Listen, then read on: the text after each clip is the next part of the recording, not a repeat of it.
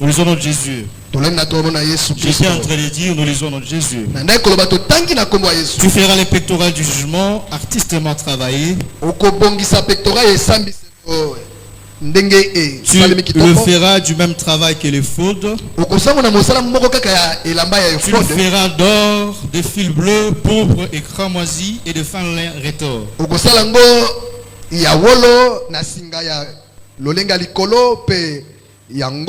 Il sera carré et double. Sa longueur sera d'un empas et sa largeur d'un empas. Si on chancera une garniture de pierre, 4 rangées de pierres, première rangée une sardoine, une topaze, une émeraude. Une seconde rangée, une escarboucle, un saphir et un diamant. Escarboucle. Scarboucle, ok. Troisième rangée, une opale, une agate, une améthyste. Quatrième rangée, une chrysolite, un onyx, un jaspe. Ces pierres seront enchâssées dans leur monture d'or. Verset 21 souligné là, il y en aura 12 d'après les noms des fils d'Israël. Elles seront gravées comme les cachets, chacune avec les noms de l'une des tribus, les noms de l'une des 12 tribus.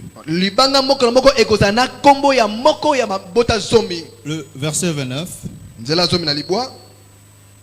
Lorsque Aaron entrera dans le sanctuaire, il portera sur son cœur les noms des fils d'Israël, gravés sur le pectoral du jugement,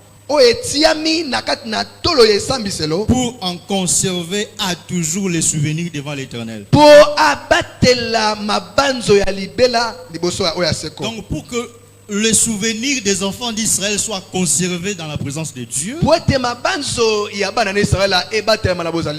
que Aaron place les 12 pierres, chacun portant les noms de l'un des fils d'Israël, sur le pectoral qui était un habit qu'on mettait à la poitrine ici. À chaque fois que Aaron entrait dans le sanctuaire, Dieu se souvenait du peuple au travers l'habit du sacrificateur Aaron. Soulignez cet élément, c'est très important. Le dernier verset, la dernière référence, le prophète Jérémie. Le chapitre 17, le verset 4. Nous lisons notre Jésus. Tu perdras par ta faute l'héritage que je t'avais donné. Je te servirai à ton ennemi dans un pays que tu ne connais pas.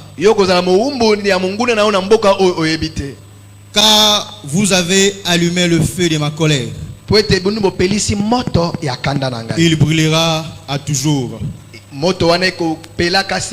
Que Dieu bénisse la lecture de sa parole et qu'il bénisse ton entendement. Prions. Seigneur, merci pour ta grâce. Accomplis, Seigneur, tes promesses sur ton peuple au travers le message de ce matin. Que ce message soit réellement une nourriture au temps convenable. Et que le peuple venu de ta présence soit béni au travers de ça. Fais comme tu l'as pensé, tu l'as résolu, Seigneur. Contrains-nous à dire ce que toi tu veux que nous puissions dire. Fais-le pour la gloire de ton nom. Dans le nom de Jésus-Christ. Amen. Amen. Gloire au Seigneur. Nous bénissons le Seigneur encore une fois pour ce matin. Ça va faire des mois et des jours que nous ne sommes pas passés à la chair pour parler de la parole du Seigneur. Dieu nous a fait la grâce de passer aujourd'hui. Et qu'il soit béni. Et nous bénissons le Seigneur pour la confiance que notre Père, le prophète Josué Kamba, nous a accordé pour parler aujourd'hui au peuple de Dieu. Là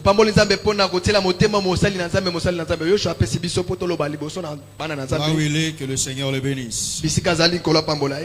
Mais sans plus tarder, nous allons parler de la part du Seigneur. Aujourd'hui, nous allons parler de la phrase « Dieu se souvient de Rachel ».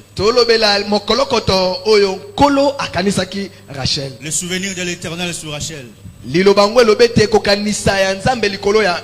ne peut pas se souvenir de quelque chose si on ne pense pas à quelqu'un. Vous savez, Dieu savait que Rachel avait besoin de l'enfant.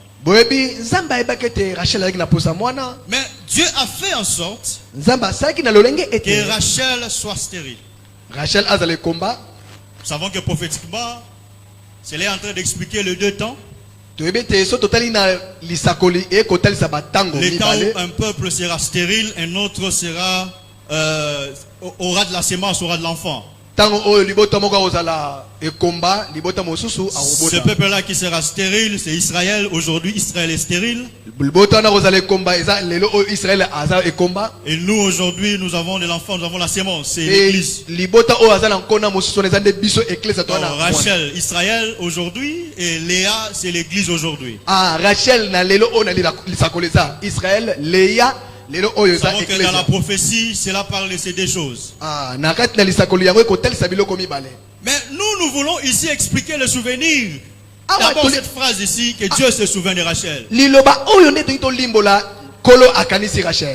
Dieu ne peut pas se souvenir de quelqu'un si il n'y a pas intérêt, quelque chose que cette personne avait fait pour lui.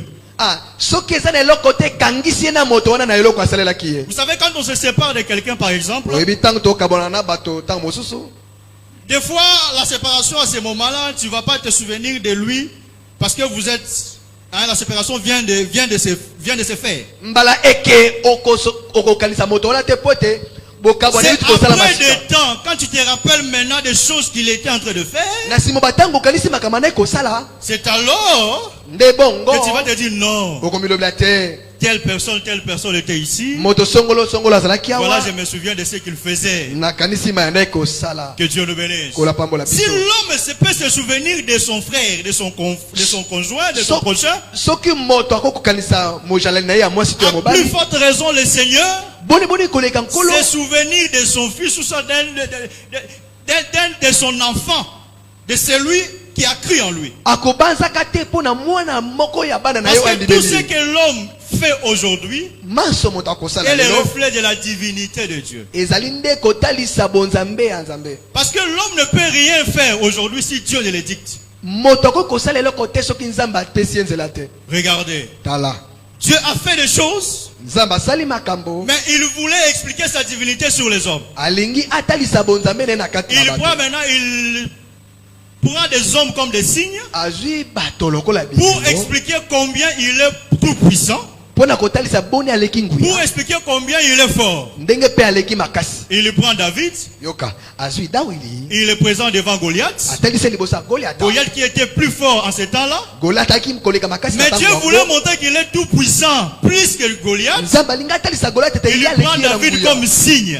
Il est présent devant Goliath. Et David vient au nom de l'Éternel pour prouver à Goliath que celui qui est plus fort que toi existe. J'aimerais te dire aussi, devant ton problème, devant ton ennemi, Dieu fera de toi aussi un signe pour que ces ennemis-là bien aimés comprennent que Dieu est tout puissant. Que Dieu nous bénisse. Dieu utilise les gens comme ça. Même quand il veut frapper celui qui a péché, Dieu prend aussi des ennemis comme des signes. Il dit ceci: je prendrai Nabuchodonosor comme mon serviteur. Il sera dans ma main comme un fouet. Il te frappera Israël. Vous savez, vous voyez comment Dieu fait? C'est que Dieu est comme ça. Il utilise des hommes comme des signes pour montrer sa manière de faire. Que Dieu le bénisse. Que Dieu le bénisse. J'ai touché ça pour expliquer seulement. Si toi tu es capable de te souvenir de quelqu'un, Dieu est plus que capable de se souvenir aussi de toi. Dans tout ce que toi tu peux faire dans son chemin, dans tout ce que toi tu peux faire pour lui, Dieu est capable de se souvenir de toi. Amen. Mais pour que ce Dieu se souvienne de toi, il doit avoir bien aimé des choses que toi tu as fait pour lui. Que Dieu le bénisse. Parce que vous allez remarquer ici que Dieu ne s'est pas souvenu de Rachel seulement comme ça. Non. Dieu ne s'est pas souvenu de Rachel seulement comme ça. Parce que le problème de Rachel c'était d'avoir un fils. C'était d'enfanter. C'était d'avoir la vie. Parce qu'en amont, dans le Genèse 30, en amont, le premier verset, le deuxième verset, Rachel va attraper Jacob. En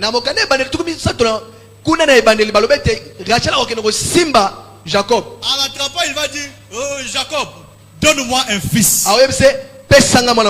Sinon, je meurs.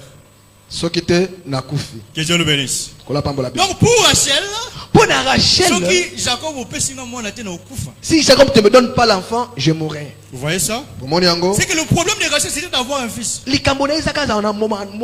ça aussi la réalité du mariage. Vous pouvez être marié 2 ans, 3 ans, 4 ans, 5 ans. Mais si vous n'avez pas des enfants, c'est un sérieux problème. C'est vrai, vous pouvez surmonter ça par les exhortations, par les prédications.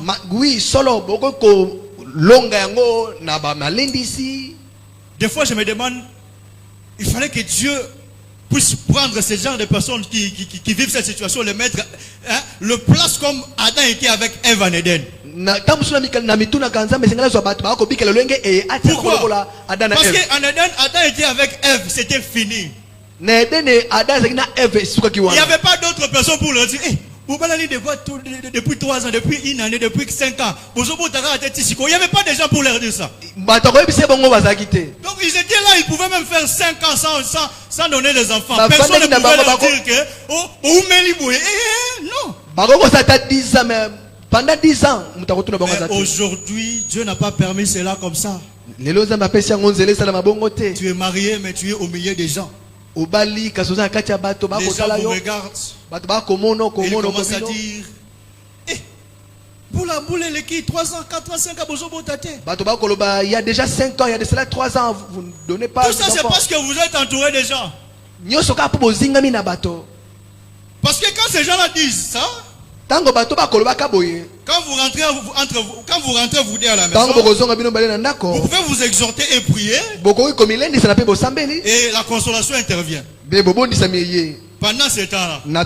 Mais si seulement vous sortez à l'extérieur, ces gens-là commencent à vous dire, ces choses-là reviennent, la consolation part directement.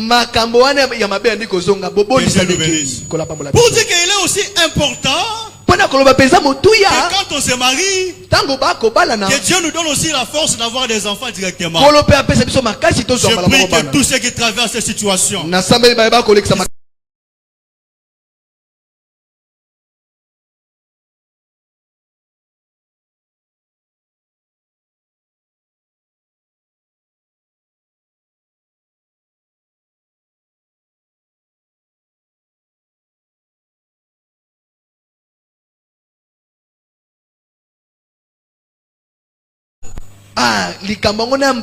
et puis une rival qui était sa propre sœur. Et puis si on regarde, on compare par rapport à leur beauté, par rapport à leurs caractéristiques, à leur beauté, Rachel était plus belle que Léa. Rachel était comme une femme parfaite. Et c'était vers lui que les yeux de Jacob étaient tournés en premier. Donc avec tout ça, Rachel se voyait déjà, je peux commenter, je peux imaginer Rachel se voyait déjà prête. Est-ce que vraiment Dieu peut m'empêcher de donner naissance? Elle se voyait déjà parfaite. Et c'est vrai déjà bien. Bon, je peux donner des enfants. En plus, je n'ai jamais connu d'homme. Je peux donner des enfants.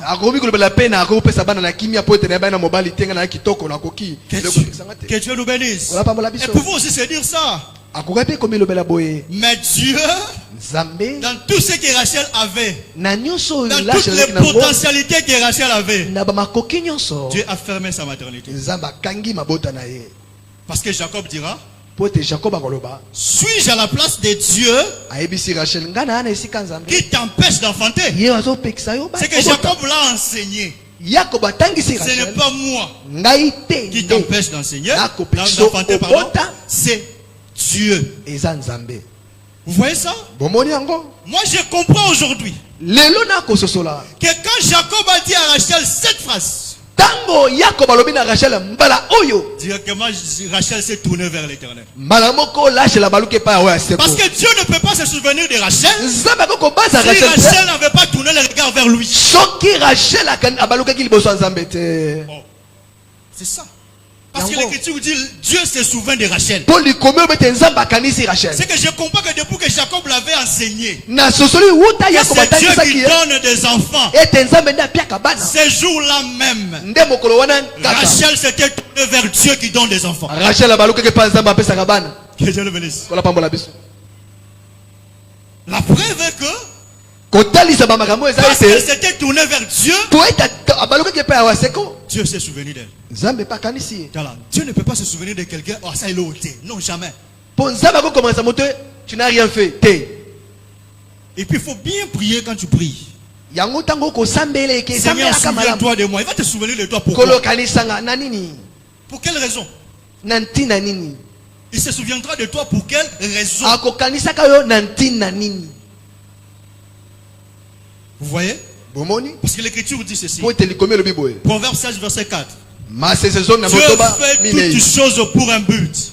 C'est quoi la raison pour laquelle Dieu peut se souvenir de toi? Maintenant, remarquez. Tout le mouvement de Rachel, c'était le mouvement de la prière. C'était le mouvement où Rachel faisait de chercher l'Éternel pour son problème. Et je crois aussi que Rachel qui prend sa servante, qui donne à Jacob, cela expliquait la manière pour Rachel de chercher l'Éternel. Que Dieu le bénisse. Parce que noir sur blanc comme ça, on n'a pas vu là où Rachel a prié. Il a dit, elle est allée dire à Dieu, Seigneur, souviens-toi, donne-moi des enfants. On n'a pas vu ça. Voilà. Je voulais aller là-bas. Même Anne a prié. Seigneur, donne-moi des enfants. Parce que ça arrive à la mortifier. Pour dire que quand tu n'as pas d'enfant, il faut chercher l'Éternel. Même Anne a prié. Mais pour Rachel, Rachel a transformé la prière en prenant sa servante, donné à Jacob. Que Dieu le bénisse. C'est que pour Rachel, c'était ce mouvement-là qui était la prière.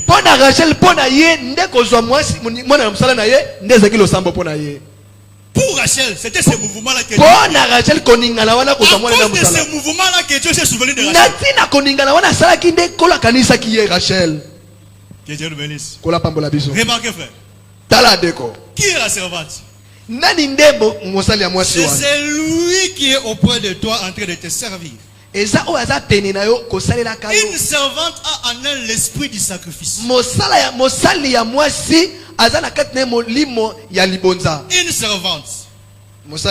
a en elle l'esprit du sacrifice. Quand nous disons servante, nous prenons les deux côtés. Servante ou serviteur, c'est la même chose. Donc quand Rachel prend sa servante, donne à Jacob, Rachel prouve là en suffisance qu'il entre dans l'esprit du sacrifice. Voilà là où Paul avait pris l'écriture de Romains chapitre 12 verset 1. Bisika Polo azwaki likomi ya baloma zomi. Il dit quoi? Balé.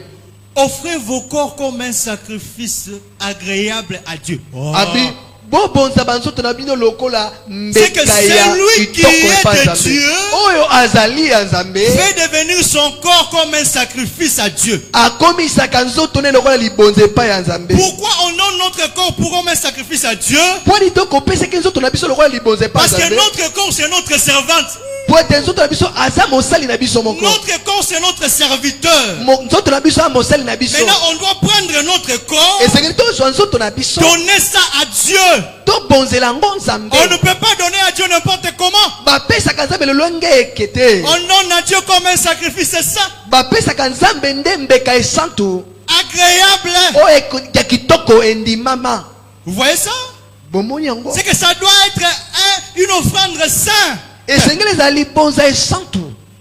Que Dieu nous bénisse. C'est que cela veut dire, quand tu vas dans la prière, rassure-toi que Dieu t'a agréé dans la prière. Parce que Jacob ici, quand Rachel la donne sa servante, Jacob quitte d'être le mari de Rachel. Rachel devient l'Éternel. Jacob devient Dieu, pardon. Que Dieu le bénisse. Parce que Rachel qui donne à Jacob, c'est toi et moi aujourd'hui qui nous donnons un sacrifice pour l'Éternel. À chaque fois que tu te mets dans la prière pour chercher Dieu, c'est ta servante que tu es en train de donner à Jacob.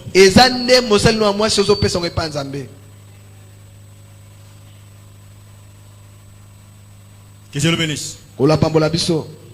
À chaque fois que tu te donnes un sacrifice en prière, c'est ta servante que tu donnes à Dieu. J'ai béni Dieu parce que c'était une servante.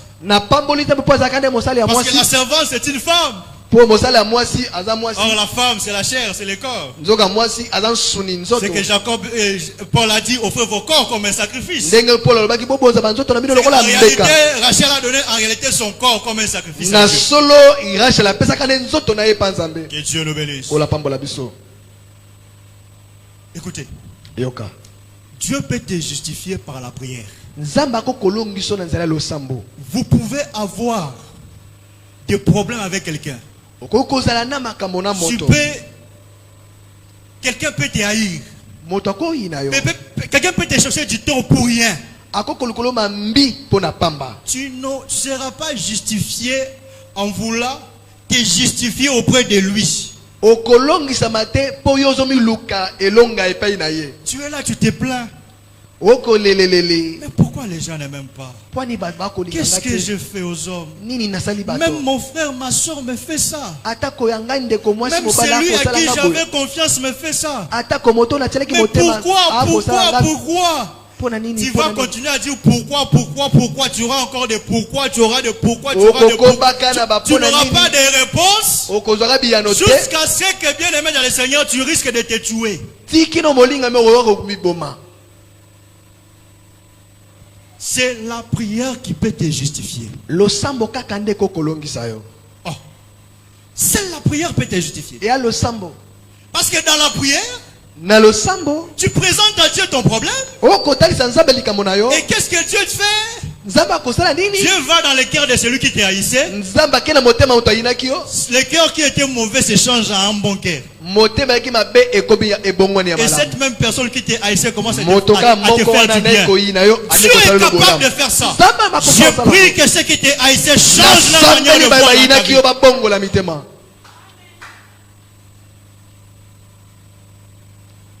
Dieu est capable de faire ça. Parce qu'il est un Dieu tout puissant. J'ai dit au début que l'Éternel, quand il vient devant ton problème, il vient par rapport proportionnellement à ton problème, à ton cas. Que Dieu le bénisse. Il vient proportionnellement à ton cas.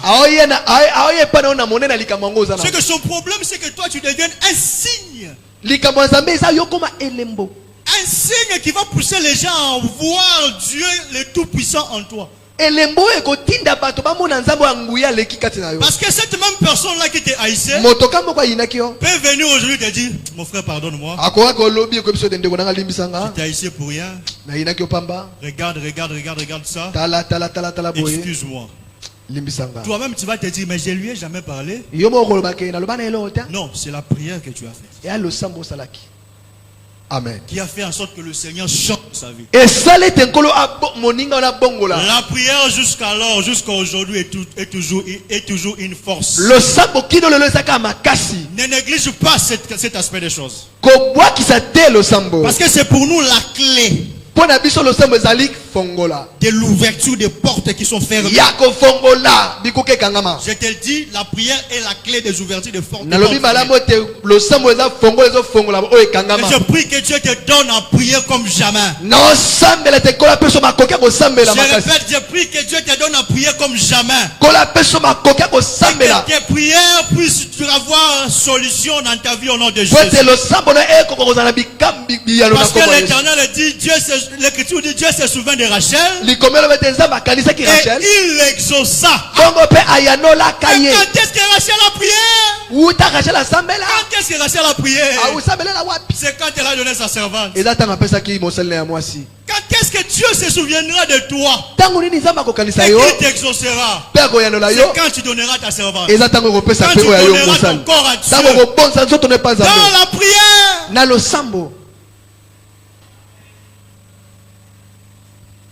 C'est alors que l'Éternel viendra. Regarde. Le premier fils que Rachel reçoit au travers de sa servante, Bila. L'Écriture dit qu'on l'a donné le nom de Dan. Que Dieu le bénisse. Maintenant, quand Dan vient, Rachel va dire ceci. L'Éternel m'a rendu justice.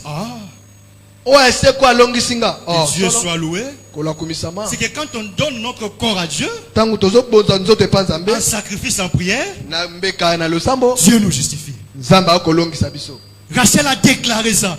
Son premier fils, c'était la justice de Dieu pour sa vie. C'est que la première des choses, frères et sœurs, avant que tu puisses vivre l'exaucement de Dieu, Dieu doit d'abord te justifier aux yeux des gens. Devant tous les problèmes qui se lèvent, devant toutes les difficultés qui se lèvent, Dieu doit d'abord te justifier. On peut colporter sur toi des choses. On peut dire des choses, mais dire des choses sur toi. Mais cette chose-là est arrivée à cause des promesses de Dieu dans ta vie. Parfois l'ennemi soulève des gens qui colportent sur ta vie pour t'amener à baisser la garde, à ne plus prier. Parce que des fois quand les gens colportent des choses sur toi, médisent des choses sur toi, en fait la réalité c'est pour toucher ton cœur, pour détruire ton cœur, afin que tu n'aies même plus le courage d'aller chercher Dieu. Pourquoi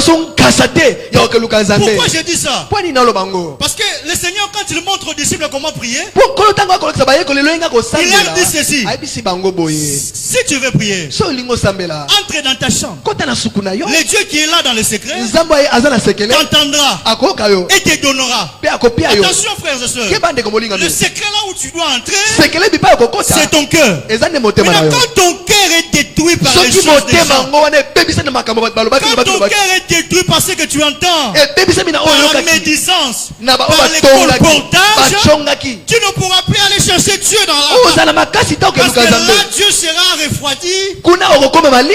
Dieu sera refroidi. Ça sera maintenant ce que tu entends là qui va commencer à résonner dans ton cœur. C'est pourquoi tu vas voir quelqu'un qui entend des choses qu'on dit contre sa vie, elle est devenue à bout. Maintenant elle commence à agir par la chair. Il y a consentir ngai. Pour na koma ko sambela ne ba ko sakala na ngai. Ba koyeba. Vous savez ce qui te pousse à dire ça? C'est parce que Dieu s'est refroidi dans ton cœur. Dieu qui est là dans ton cœur est refroidi. Ce sont maintenant les paroles des gens là qui ont pris place dans ton cœur. C'est maintenant ces choses-là qui te conduisent. Ça commence à te rappeler ta vie passée. C'est la même chose avec les enfants d'Israël dans le désert. Ils sont arrivés dans le désert. Les 12 espions reviennent. 10 espions commencent à décourager le peuple. Commencent à dire, les fils d'un an qu'on a vu là-bas, ce sont des géants. On ne peut pas aller pour prendre le pays. Ce sont des grands. Et après avoir dit ça, comme ces paroles étaient entrées dans les cœurs du peuple, ces paroles-là ont refroidi la parole de l'Éternel dans leur cœur. C'était quoi la parole de l'Éternel dans leur cœur? Allez dans le pays des Canaan, je vous les donnerai. Or, la parole de l'Éternel, c'est Dieu lui-même. C'est que cette parole qui était refroidie dans leur cœur, c'était Dieu qui était refroidi dans leur cœur. Comme Dieu s'est refroidi dans leur cœur, regardez ce qu'ils ont dit. Nommons un chef qu'il puisse nous faire retourner en Égypte. À chaque fois que tu te dis, toi tu blagues avec moi, sache qu'avant moi aussi je vais te faire voir. Dis-toi, tu as déjà nommé un chef pour te faire Égypte. Tu t'es déjà nommé un chef. Parce que Dieu en toi s'est refroidi. Gloire au Seigneur. Mais la solution à ça, ce n'est pas chercher par tes efforts à trouver des solutions, mais c'est rentrer vers l'Éternel. C'est de donner ta servante. C'est d'abord que l'Éternel va commencer à te justifier. Tu verras que la même personne qui me disait sur toi, eux-mêmes viendront. Pardonne-moi. Pardonne-moi. Parce que je fais ça. Pardonne-moi. Ça, c'est le pouvoir de la prière. Parce que tu n'as pas laissé Dieu se refroidir dans ton cœur. Tu es toujours fort en toi. Ces choses, c'est pour te montrer comment procéder pour qu'un jour Dieu se souvienne de toi. Parce que quand tu donnes ton corps en prière à Dieu, tu auras Dan. Dieu va te justifier. Mais Dieu ne s'arrête pas là. Il y a un autre fils qui va venir. Il s'appelle Nephtali. Que Dieu te bénisse, mon frère Joseph. Dieu ne va pas s'arrêter là. Il va t'ajouter Nephtali. Gloire au Seigneur. Mais quand Nephtali arrive, qu'est-ce que Rachel va dire? J'aime cette phrase. C'est là où je me dis que le combat spirituel commence déjà. Le combat spirituel, c'est quelque chose qui a commencé depuis longtemps.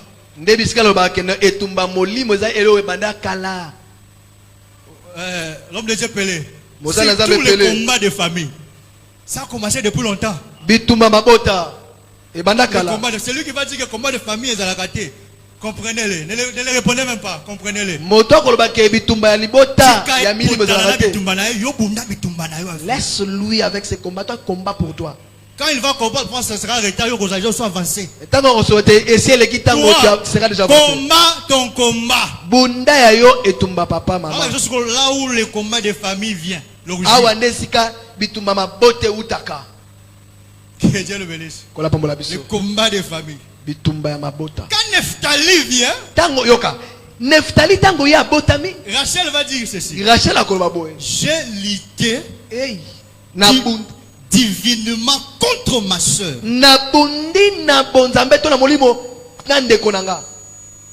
Et j'ai vaincu. Rachel a précisé que c'était le combat de famille. Elle a combattu contre sa soeur. Ce qui peut aussi arriver aujourd'hui. Que ta soeur te combatte. Ton frère te combattre dans la chair comme ça. Même tes parents te combattre dans la chair. Il peut aussi arriver. Mais le secret pour vaincre ce combat, Rachel a bien précisé, hein? J'ai combattu divinement. Merci. C'est que le problème ici, ce n'est pas de lutter contre la chair et le sang. Ce n'est pas de lutter contre la chair et le sang. Nous luttons contre les principautés, contre les dominations, contre les royautés dans le monde des ténèbres invisibles. Pour arriver à lutter contre ces puissances invisibles, hein? Parce que toi tu es visible, tu es dans le temps. Toi tu es visible, tu es dans le temps. Comment est-ce que tu peux pénétrer le monde spirituel invisible? Il faut que celui qui est aussi invisible pour si tu es amené. C'est pourquoi Rachel a dit, hein? J'ai lutté divinement. C'est que pour lutter et vaincre le combat de famille, il faut lutter avec Dieu.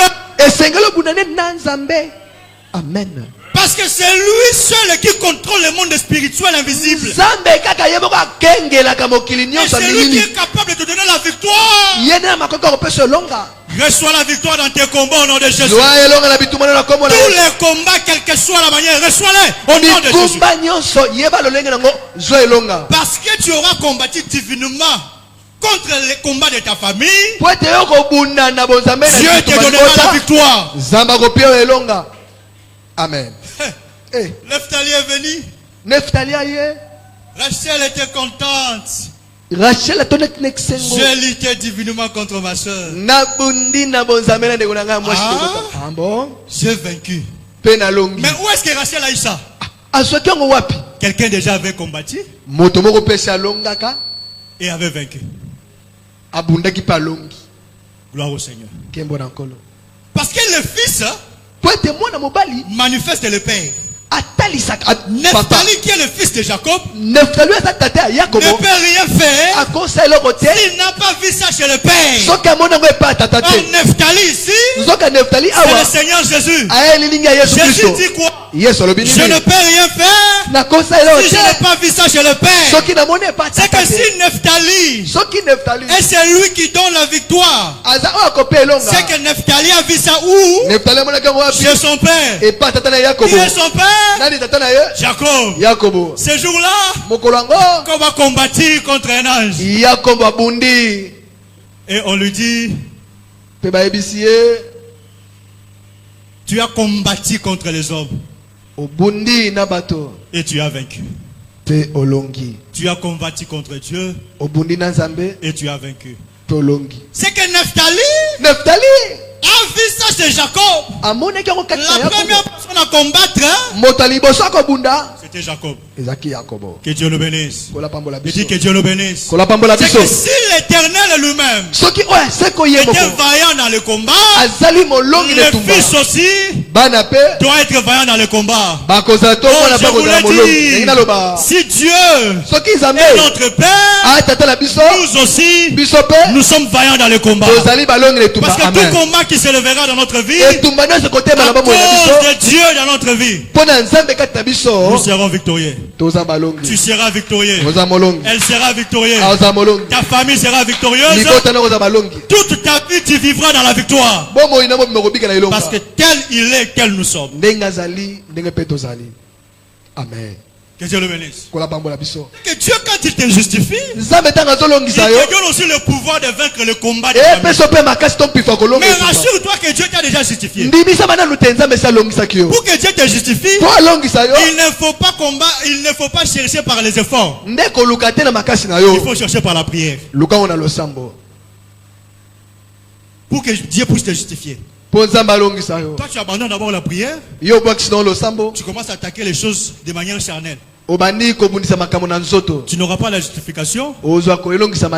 Et la victoire dans les combats ne viendra pas non plus. C'est que pour que Dieu puisse te justifier, arrête de te conduire comme un homme.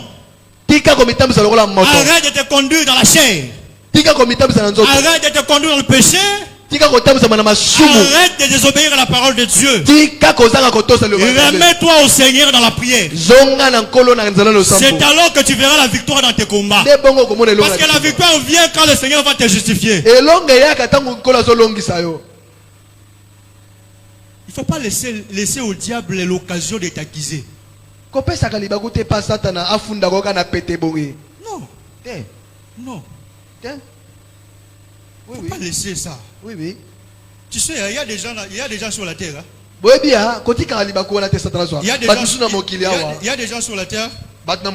Ils se disent, na niveau naza, je ne peux pas permettre des bêtises. À mon niveau, c'est que je sais que si je suis entouré de ces personnes, ils vont m'emballer dans leurs bêtises. Pour me préserver, je ne veux pas être entouré de ces gens-là. Vous voyez? Maintenant, si tu arrives à faire ça dans la chair comme ça, parce que tous nous faisons ça ici. Personne. Tous nous faisons ça. Je n'aime pas les bêtises, moi. Là où il y a des gens qui ne me respectent pas, moi je pars. Là, tu parles avec orgueil, là, tu te dis, je dois me faire respecter quand même. C'est très bien, c'est très bien. Mais la meilleure façon de te respecter, c'est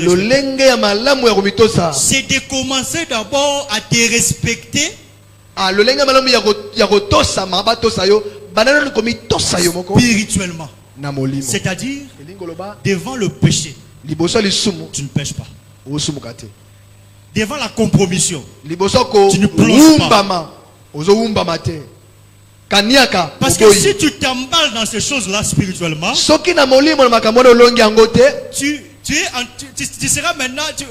seras maintenant, il y aura la porte ouverte au diable de faire tout ce qu'il veut sur toi. C'est que ce que tu refuses physiquement chez les gens ici, mais spirituellement tu l'acceptes. Non. Non. Merci. D'abord spirituellement, tu dois respecter ces principes-là. Si tu te mets à ta place, l'ennemi aussi se mettra à sa place. Satan, les sorciers, se mettront à leur place. Si tu te mets à ta place, quand je dis te mettre à sa place ici, c'est ce que Dieu a dit à Moïse devant la mer rouge. Parle au peuple, dis-leur, restez en place. Restez en place. Rester en place, c'est rester dans la promesse. Rester en place, c'est rester dans la parole. Amen. Non, respecte ta place. C'est quand tu respectes ta place de la parole, l'ennemi ne va pas se jouer de toi. L'ennemi ne va pas se jouer de toi. En respectant ta place, Dieu viendra maintenant te justifier. Parce qu'à ce moment-là, tu feras quoi? Tu seras toujours chaque fois dans la prière. Parce qu'il y a d'autres personnes là. On a vraiment colporté des choses sur eux. C'est une prostituée, c'est un prostitué. Alors que toi tu as toutes ces choses, tu n'es pas là. Ces choses, tu as tellement entendu ça. Bon, je dis, bon, comme tout le monde croit que je suis comme ça, bon, je me lance alors.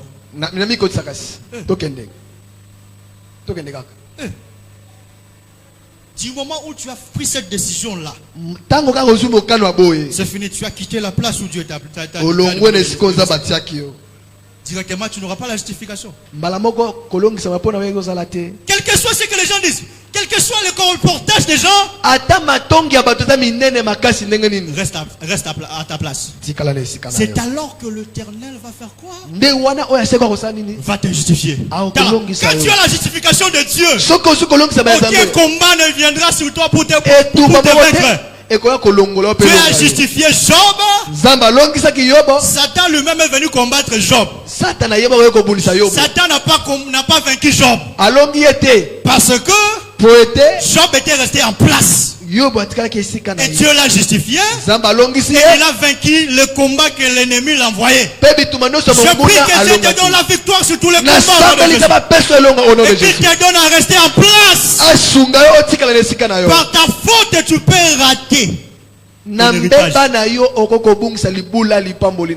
ta faute, tu peux rater ton héritage. Je dis bien que par ta faute toi-même. Parce que tu es pressé.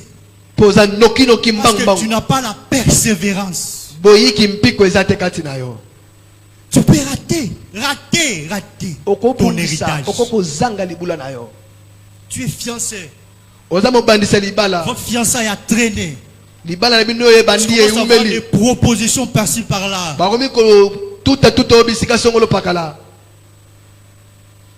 Tu te dis, mais comment ça traîne comme ça? Marque de patience. Tu es rassuré que c'est lui que Dieu t'a mis devant toi. Mais marque de patience. Tu abandonnes. Par ta faute. Tu peux rater l'héritage. C'est que Dieu ne se souvient de celui qui se donne en prière. Dieu ne se souvient que de celui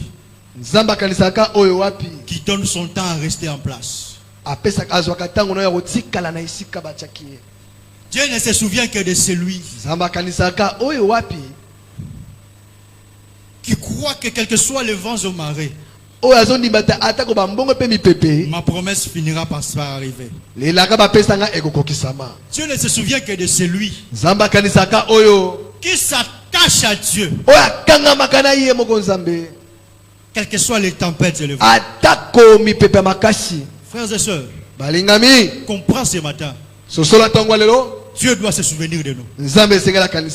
Je te dis, Dieu doit se souvenir de nous. Dieu doit se souvenir de nous. Je le répète, Dieu doit se souvenir. Et il est disposé pour te faire du bien. Il est prêt à te faire du bien. Ce message n'est pas venu seulement pour arroser tes oreilles et puis écouter partir. Non. Quand de tels messages viennent, c'est qu'il y a quelque chose que Dieu veut faire pour toi. C'est que Dieu veut te faire rentrer dans les chemins afin que tu reçoives tout ce que tu cherchais depuis longtemps. Il est temps maintenant de mirer ta vie, de regarder ta vie et de rentrer sur le chemin. Là où tu t'étais déjà nommé un chef pour rentrer en Égypte. Là où tu avais déjà perdu l'espoir. Mais ça traîne. Tu t'es déjà dit ça. Tu avais déjà quitté le chemin. Aujourd'hui Dieu a besoin de se souvenir de toi. Tu dois retourner à la place. Amen. Tu dois retourner à la place. Quand tu retourneras à la place, maintenant tu verras les portes de la mer rouge s'ouvrir. La mer rouge va s'ouvrir. Parce que la mer rouge qui s'ouvre, c'était le début de la marche vers l'héritage. Mais c'était à raison de rester en place. S'il n'avait pas resté en place, il n'était pas resté en place, la mer rouge ne serait pas ouverte. Ce que j'aimerais te dire ce matin, reste en place. J'ai dit reste en place. Je répète, reste en place. La parole de Dieu est là pour t'orienter. La parole de Dieu est là pour te donner la victoire. La parole de Dieu est là pour ouvrir les portes qui étaient fermées. Ce matin, j'aimerais te dire que Dieu est puissant. Il est tout puissant. Il est capable de changer tout dans ta vie. Et il va les changer ce matin. Il vas les changer. De la même manière, tu as foulé tes pieds en ce lieu. C'est déjà un sacrifice que tu as donné à Dieu. Crois déjà que tu as commencé à te justifier. Le simple fait d'avoir foulé tes pieds en ce lieu, c'est déjà bien aimé ta servante que tu as donné à Dieu. Crois déjà que Dieu te justifie ce matin. Tu sortiras de ce lieu justifié. Tu sortiras de ce lieu transformé. Tu sortiras de ce lieu justifié. Et tu verras le combat de ta vie être vaincu par toi. Tu vas vaincre le combat du travail. Tu vas vaincre le combat des études. Tu vas vaincre le combat du mariage. Tu vas vaincre le combat de la stérilité. Tu vas vaincre tous les combats qui vont se présenter devant ta vie. Je ne sais pas si je parlais à une personne. Ce que j'ai dit arrivera certainement. Je ne sais pas si je parlais à une personne. Je te dis que Dieu est vivant pour te donner la vie là où la mort avait pénétré. Parce que ce matin, Dieu se souvient de ta vie. Il se souvient de toi à cause de ta présence en ce lieu. Il se souvient de toi à cause de ta prière de ce Dieu se souvient de toi. Est-ce que tu peux seulement commencer à élever ta voix là où tu es? Commence seulement à élever ta voix là où tu es. Dis seulement à Dieu, souviens-toi de moi. C'est la seule prière que je demande à ce que tu puisses dire à Dieu. Souviens-toi de moi. Souviens-toi de moi. Est-ce que tu peux élever ta voix? Commence à prier Dieu. Commence à prier Dieu. Je ne t'entends pas. Est-ce que tu peux le faire s'il te plaît? Parle à Dieu. Parle à Dieu. Alléluia. Souviens-toi de moi. Alléluia. Souviens-toi de moi. Alléluia. Souviens-toi de moi. Jésus. Souviens-toi de moi.